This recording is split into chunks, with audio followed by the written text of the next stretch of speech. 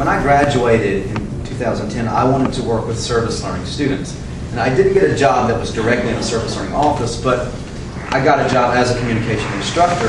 And my original plan of working with service learning students, I've been able to incorporate that into the job that I have now. So even though it wasn't exactly what I wanted, I've been able to still incorporate that, and I've been able to do what I originally set out to do. That kind of direction, but it actually wasn't until I took the service learning class with Professor Jovanovich that it really kind of guided how I did the rest of my classes through graduation.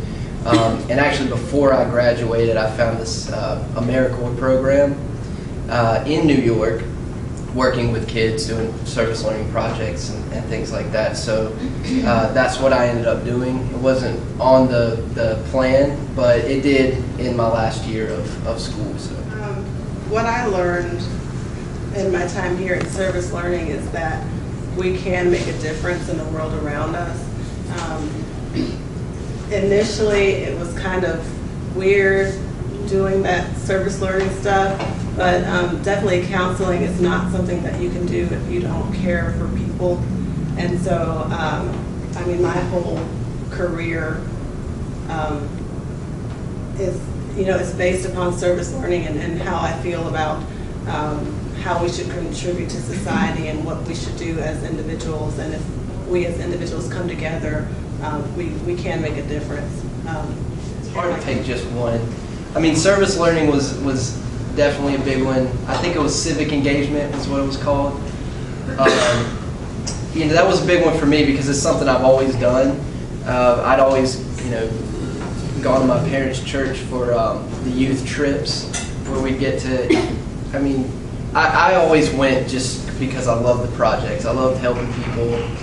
That was my big thing.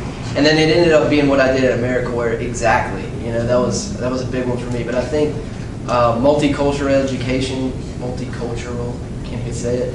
That's a good one, just for what I'm doing now. And I think as you interact with, different, not just different ethnicities, races, but different people in general. Where you come from makes a difference in how you communicate with them. I do.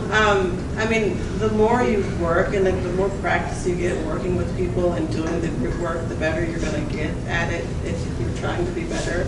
And if you're a good team player, team member, but definitely, anytime that you can have the opportunity to collaborate and work together, I think it's valuable. A semester. When you get a job somewhere, you may be stuck with that group for 10 years. And it's like 10, 15, 20, you do the math in your own way. But if you don't know how to navigate around working with other people and how to maybe take a step back, and you haven't, really paid attention to the nuances of working in groups, it'll really come back to bite you because you do not want to alienate somebody who has a valuable resource that you need. I work with a lot of groups too. I think group work is very important, and progress can be made in a group that's not made individually. So just helping each other out and caring about people.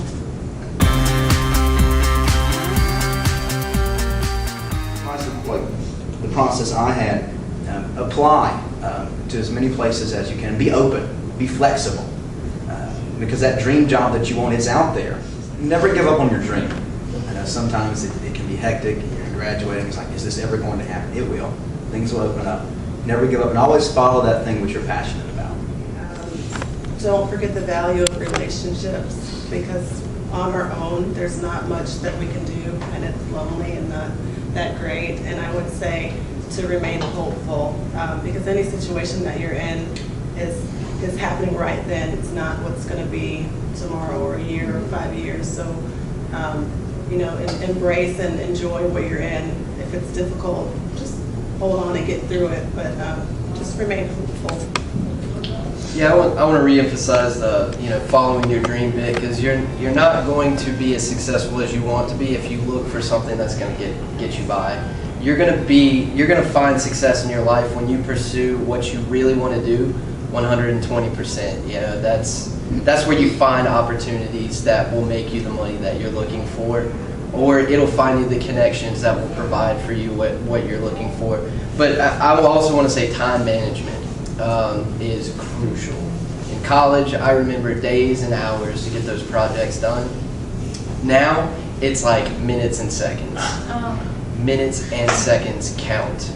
And if you let that 10 minutes go by, that could have been something that you could have been writing a couple emails that would have made a big difference about how much time you spend later. You don't really think about that in college, but if you can learn to get that work-life balance, that's crucial too. But if you can really learn to set yourself up to take advantage of every second you have, you'll be a lot more comfortable in what you're doing. I think one thing I learned about deadlines, if in teaching, if grades are due that day, I can't go to a dean and say, "Can we push it back? I've had a bad day. It's not going to work." And I think one of the work habits, the things I've learned is, even if we've had challenges, we have to work through that because that deadline is not negotiable there, and you're going to have to work to meet that. It's a perseverance and making sure you reach those deadlines. Taylor, like make sure that your resume is well written, and don't send the same resume for every position because the positions are different. So the objective needs to change. It needs, in your skills that you highlight and your experiences need to match the job that you're trying to get.